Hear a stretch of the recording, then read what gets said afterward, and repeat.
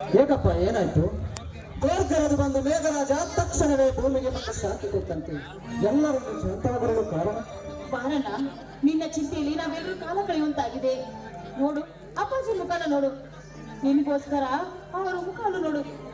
ನಿನ್ನ ಚಿಂತೆಯಲ್ಲಿ ಚಿಂತೆ ಮಾಡಿ ಮಾಡಿ ಅವರ ಮುಖ ಬೆಂದು ಮಾಡಿ ಹೋಗಿದೆ. ಈಗೇನ ನೀನು ಕೆಲಸಕ್ಕೆ ಹೊರಟೋದನ್ನು ಒಂದು ಕಾಗದ ಪತ್ರನಾದ್ರೂ ಬರಿಬಾರ್ದೇನು? ಅಲ್ಲಣ್ಣ, ಹಗಲಿರುಳು ನಿಮ್ಮ ನಿರೀಕ್ಷೆಯ ಕಾಲ ಕಳೆಯುವ ನಮಗೆ ಹೇಗೆ ಧೈರ್ಯ ಬರಬೇಕು? ಇಲ್ಲೇ ಇರುವೆನೆಂದು ಒಂದು ಪತ್ರನಾದರೂ ಬರೆಯಬೇಕಿತ್ತು. ಹೋಗಲಿ ಬಿಡಣ್ಣ, ನಿನ್ನ ನೌಕರಿ ಬಗ್ಗೆ ಏನಾಯ್ತು? ಶಿವರಾಜ್, ಏನಾಯ್ತಪ್ಪ ನೀನು ಕೆಲಸ? ದೇವರು ದೊಡ್ಡವನಿದ್ದಾನಪ್ಪಾಜಿ. ನನಗೆ ನೌಕರಿ ಅಷ್ಟೇ ಅಲ್ಲ, ದೊಡ್ಡ ಶ್ರೀಮಂತಿಗೆ ಪಟ್ಟವೇ ಸಿಕ್ಕಿತು. ಎಲ್ಲ ನಿಮ್ಮ ಆಶೀರ್ವಾದ ಅಪ್ಪಾಜಿ.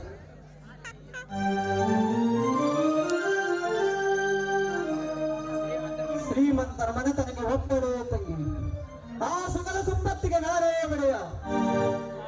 ಕಾರು, ಬಂಗಲೆ, 5 ಮಿಲ್ಲುಗಳು, ನಮ್ಮ ಭಾಗ್ಯದ ಮುಂದೆ ಬೇರೆ ಯಾವ ಭಾಗ್ಯವೂ ಇಲ್ಲಮ್ಮ.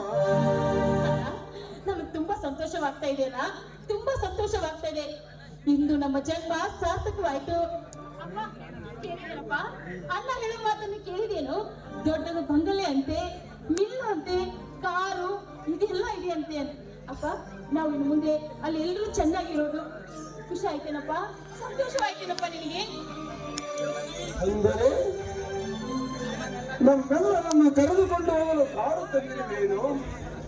ಶಿವರಾಜ್, ಇಂದು ನನ್ನ ಸತ್ಪುತ್ರವಾದೆ, ನನ್ನ ಜನ್ಮ ಸಾರ್ಥಕವಾಯಿತು. ಕೇಳಿದೇನೋ ಮುಟ್ಟಾಳ ಶಿವರಾಜನ ಮಾತನ್ನು? ಸಾವಿತ್ರಿ, ಏನಮ್ಮ ಹಾಗೆ ನಿಂತಿರುವೆಯಲ್ಲ? ಹೋಗಮ್ಮ, ಈ ಸಂತೋಷದ ವಾರ್ತೆಯನ್ನು ತಿಳಿಸಿದ ನಿನ್ನ ಅಣ್ಣನಿಗೆ ಮಗನು ಹಾಲು ತಂದುಕೊಡು. ಅಮೃತವನ್ನು ಕುಡಿದು ಸಂತೋಷವಾಗಿ ಮಾತನಾಡೋಣ. ಹೌದಪ್ಪ, ಈ ಸಂತೋಷ ಸಮಯದಲ್ಲಿ ನಾನು ಮರ್ತ ಬಿಟ್ಟಿದ್ದೆ.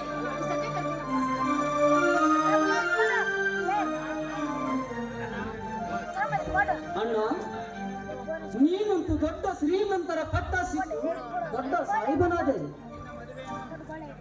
ನಿನ್ನ ಮದುವೆಯನ್ನು ಮಾಡಬೇಕೆನ್ನುವ ತಂದೆಯವರ ಆಸೆಯನ್ನು ನೆರವೇರಿಸಿಬಿಡು.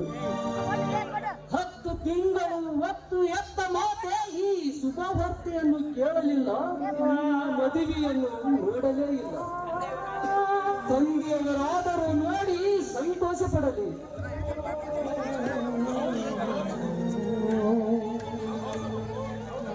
ಹೌದು ಮಗು, ಹಾಗೆ ಸಾವಿತ್ರಿಗೆ ತವರಿನ ತಾಳಿ ತಂದು ಒಂದು ಗಂಡು ಗೊತ್ತು ಮಾಡಿಬಿಡು. ನಿಮ್ಮಿಬ್ಬರ ಮದುವೆ ಒಂದೇ ಬಾರಿಗೆ ನಡೆಯಲಿ. ನಿಮಗೆ 2 ಅಕ್ಷತೆಯನ್ನು ಹಾಕಿ ಹರಸಿ ಕಣ್ಣು ಮುಚ್ಚಿ ಬಿಡುತ್ತೇನೆ. ಇದು ಒಂದು ಆಶೆಯನ್ನು ನೆರವೇರಿಸಿಕೊಡು ಶಿವರಾಜ್. ಮಗಳೇ ಬನ್ನಿ.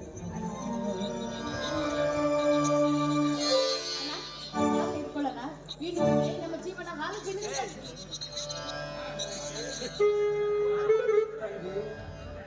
ನೀನು ನನಗೆ ಚಿಕ್ಕಂದಿನಿಂದಲೂ ಹಾಲು ಕೊಟ್ಟು ಈ ಕರುಳಿನ ಕುಡಿಯನ್ನು ಹಾಲು ಕುಡಿದ ಈ ದೇಹದ ಪ್ರತಿಯೊಂದು ರಕ್ತದ ಕಣಗಳು ನಿಮ್ಮ ಹೆಸರಿಳುತ್ತದೆ.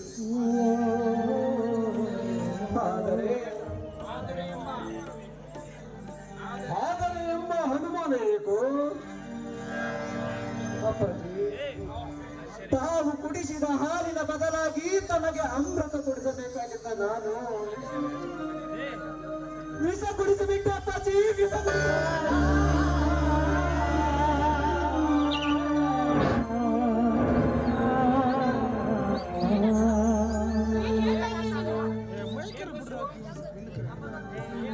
ಕೊಡಿಸು. ಏನಾಯ್ತು? ಹುಚ್ಚರಂತೆ ಮಾತನಾಡುತ್ತೀಯಲ್ಲ? ಅಲ್ಲಣ್ಣ, ನೀನಾಡುವ ಒಂದೊಂದು ಮಾತು ಕೇಳಿದರೆ ನನ್ನ ಹೃದಯಕ್ಕೆ ಚಿನ್ನದ ಚೂರಿನಿಂದ ಇರುವುದಾಗಿದೆ. ನೀನು ಮಾಡಿದ ತಪ್ಪಾದರೂ ಏನು ಹೇಳಲ್ಲ? ಹೌದಾ? ನನಗೆ ಯಾಕೋ ತುಂಬಾ ಭಯವಾಗ್ತಾ ಇದೆ. ಇವು ನಾಡುವ ಮಾತನ್ನು ಕೇಳಿದ್ರೆ ಏನೋ ಒಂದು ದೊಡ್ಡ ತಪ್ಪು ಮಾಡಿ ಬಂದಿದ್ದಾನೆ ಅಂತ ನನಗೆ ಅನಿಸ್ತಾ ಇದೆ. ಅಣ್ಣ ಹೇಳಣ್ಣ, ಯಾವ ತಪ್ಪು ಮಾಡಿದ್ದೆ ಅಂತ ಹೇಳಣ್ಣ, ಹೇಳು.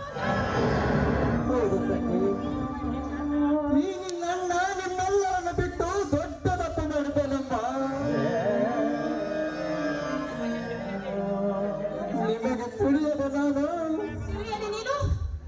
ನಾನು ಶ್ರೀಮಂತರ ಗಂಡನೊಂದಿಗೆ ಮದುವೆಯಾಗಿ ಬಿಟ್ಟ ತಂಗಿ.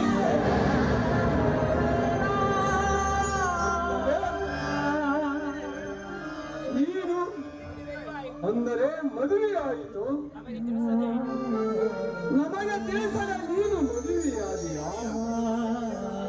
ಎತ್ತ ತಂದೆ ತಂಗಿಯರ ನೆನಪು ಬರಲಿಲ್ಲವೇನ ಚಾಮಲ? ನಿನ್ನ ಮುಖಕ್ಕೆ ಬೆಂಕಿ ಹಚ್ಚ.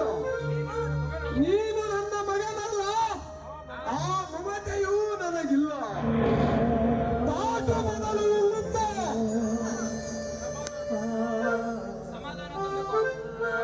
ಸಮಾಧಾನ ತಂದುಕೋ ಅಪ್ಪ. ಏನೋ ಮಿಸಗಳಿಗೆಯಲ್ಲಿ ಅಲ್ಲಿಯ ಟೈಮ್ ಆಗಿರ್ಬೋದು. ಈಗೇನು ಮಿಂಚಿ ಹೋಗಿಲ್ಲ. ಇಲ್ಲೇ ಒಂದು ದಿನ ಆ ರಕ್ತಕ್ಷತೆಯನ್ನು ಬಿಟ್ಟುಕೊಂಡರಾಯ್ತು. ನಮಗೆ ಯಾರಿಗೆ ಹೇಳ್ದೆ, ಯಾರಿಗೂ ತಿಳಿಸದೆ ನೀವ್ ಒಬ್ಬನೇ ಹೋಗಿ ಮದುವೆ ಆಗಿ ಬಂದ್ಬಿಟ್ಟೇನಲ್ಲ. ಅಣ್ಣ, ನಿಮ್ಗೊಬ್ಳು ತಂಗಿ ಇರುವ ಅನ್ನೋದು ನೆನಪು ಕೂಡ ಬರ್ಲಿಲ್ವೇನು? ಯಾಕನ್ನ ಈ ರೀತಿ ಮಾಡಿದೆ? ನನ್ನ ಅಣ್ಣ ನನಗೆ ತವರಿನ ತಾಯಿನ ತಂದು ಕೊಡದೆ ಈ ರೀತಿ ಮದುವೆ ಆಗಿ ಬಂದಿದ್ದೆ ಅಂತ ಹೇಳಿದ್ರೆ ನನ್ನ ಮನಸ್ಸಿಗೆ ತುಂಬಾ ನೋವಾಗ್ತಾ ಇದೆ. ಹೋಗ್ಲಿ ಬಿಡೋಣ. ಏನೋ ಆಗಿ ಹೋದ ಕಾರ್ಯಕ್ಕೆ ಚಿಂತಿಸಿ ಫಲವಾದ್ರೂ ಏನು. ಅತ್ತಿಗೇನಾದ್ರೂ ಮನೆ ಕರ್ಕೊಂಡ್ ಬಾನ, ಒಂದು ದಿನ ಆರಕ್ಷತೆಯನ್ನು ಇಟ್ಕೊಳ್ಳೋಣ. ಇಲ್ಲ ತಂಗಿ, ನೀನು ತಿಳಿದುಕೊಂಡಂತೆ ಅವಳಲ್ಲಿಗೆ ಬರುವುದಿಲ್ಲ. ಶ್ರೀಮಂತರ ಮಗಳು ಅಲ್ಲಿಗೆ ಬರಲು ನಿರಾಕರಿಸುತ್ತಾಳೆ. ನಾನೆಲ್ಲ ಅವರೆಲ್ಲ ತರಾರಿಗೆ ಒಪ್ಪಿ ಸರಿ ಹಾಕಿದ್ದೇನೆ. ನಾನೇ ಹೋಗಿ ಅಲ್ಲೇ ಇರಬೇಕು. ಒಳ್ಳೆಯ ಮಾತನ್ನ ಹೇಳಿದೆಯಲ್ಲ.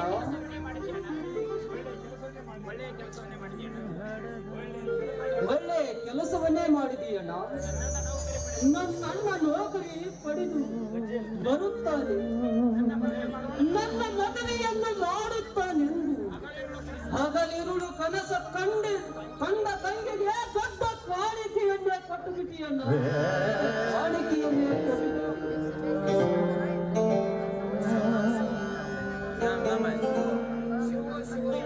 ಶಿವು ಶಿವು ಎಂದು ಒಂದೇ ಸಮನೆ ನಿನ್ನ ಚಿಂತೆಯಲ್ಲಿ ಹಾಸಿಗೆ ಹಿಡಿದ ನಿನ್ನ ತಂದೆ ತಟ್ಟಿನ ಕನಸಿನ ಗೋಪುರಕ್ಕೆ ಸಿಡಿ ಮತ್ತನ್ನು ಇಟ್ಟು ಧ್ವಂಸ ಮಾಡಿಬಿಟ್ಟಿಯಲ್ಲ.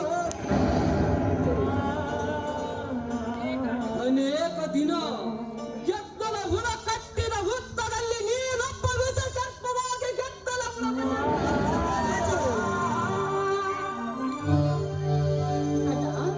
ಹೊತ್ತು ಹೊತ್ತು ಸಾಕಿಸಲು ಇದೆ ನಿನ್ನ ತಾಯಿ. ನೀನು ಚೆನ್ನಾಗಿರ್ಬೇಕು ಅಂತ ಹಗಲು ಊಟ ಬಿಟ್ಟು ಕೊರಗ್ತಾ ಇದ್ಲು. ಅಂತ ತಾಯಿಯ ನೆನಪು ನಿನಗೆ ಬರದೆ ಹೋಯ್ತು. ತಮ್ಮನಿದ್ದಾನೆ, ತಂಗಿ ಇದ್ದಾಳೆ, ವಯಸ್ಸಾದ ತಂದೆ ಇದ್ದಾನೆ ಅನ್ನೋದನ್ನ ಮರೆತು ನೀನು ಮದುವೆ ಮಾಡ್ಕೊಂಡು ಬಂದಿದ್ದಿ ಅಂತ ಹೇಳ್ತಾ ಇದೆಯಲ್ಲ. ನಿನ್ನನ್ನು ಆ ದೇವರು ಚೆನ್ನಾಗಿಟ್ಟಿರ್ಲಪ್ಪ. ನಿನ್ನನ್ನು ಆ ದೇವರು ಚೆನ್ನಾಗಿಟ್ಟಿರ್ಲಿ ಕಣು, ಚೆನ್ನಾಗಿಟ್ಟಿರ್ಲಿ. ಹೆತ್ತ ತಂದೆ ತಾಯಿಗಳಿಗೆ ಇಂಥ ದೊಡ್ಡ ಉಪಕಾರ ಇಟ್ಟು ಕಳಸವನ್ನೇ ಇಟ್ಟಿದ್ಯಲ್ಲ, ತುಂಬಾ ಒಳ್ಳೆ ಕೆಲಸ ಮಾಡಿದ್ಯಾನ.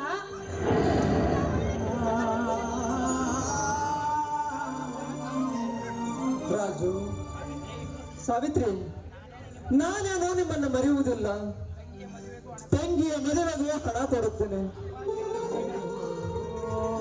ಅಪ್ಪಾಜಿಯವರ ಯೋಗಕ್ಷೇಮಕ್ಕೂ ಹಣ ಕೊಡುತ್ತೇನೆ, ನಿಮ್ಮೆಲ್ಲರನ್ನು ಸಾಕುತ್ತೇನೆ. ಎಲ್ಲದಕ್ಕೂ ಹಣ ಕೊಡುವಿಯ? ಶಬಾಷ್ ಮಗನೇ, ಶಬಾಷ್. ಹಾಗಾದರೆ ಈ ಪ್ರಪಂಚದಲ್ಲಿ ಎಲ್ಲ ಸಜೀವ ನಿರ್ಜೀವ ವಸ್ತುಗಳನ್ನು ನೀನು ಹಣದಿಂದಲೇ ಪಡೆಯುವುದಾದರೆ ನಮ್ಮ ದೇಶಕ್ಕೆ ಸ್ವತಂತ್ರ ತಂದ ಕೊಟ್ಟ ಸರ್ದಾರ್ ವಲ್ಲಭಾಯ್ ಪಟೇಲ್, ಲಾಲ್ ಬಹದ್ದೂರ್ ಶಾಸ್ತ್ರಿ, ನೆಹರು, ಗಾಂಧೀಜಿಯವರನ್ನು ಏಕೆ ಉಳಿಸಿಕೊಳ್ಳಲಿಲ್ಲ ಈ ನಿನ್ನ ಹಣ?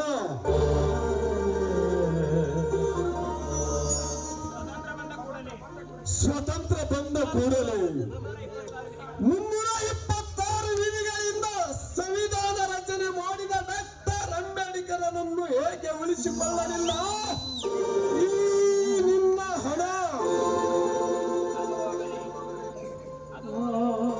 ಅದು ಹೋಗಲಿ, ಕರ್ನಾಟಕದ ಕಣ್ಮನೆ ಕಲಾವಂತರಿಗೆ ಹಣ್ಣನಾದ ಡಾಕ್ಟರೇಟ್ ಪದವಿ ಪಡೆದ ಡಾಕ್ಟರ್ ರಾಜಕುಮಾರನನ್ನು ಹೇಗೆ ಉಳಿಸಿಕೊಳ್ಳಲಿಲ್ಲ ಈ ನಿನ್ನ ಹಣ?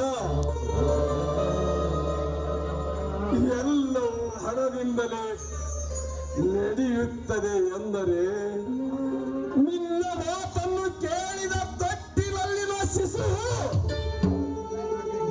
ಕಳಿಸಿ ನಗುತ್ತದೆ, ಇವನೆಂತ ಹುಚ್ಚ ಎಂದು.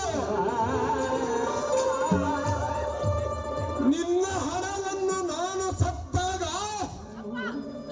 ನನ್ನ ಎಡಕ್ಕೆ ಹಾಕು. ನೀನು ನನ್ನ ಮಗನಲ್ಲ, ಆ ಮಮತೆಯೂ ನನಗಿಲ್ಲ. ಮೊದಲು ಇಲ್ಲಿಂದ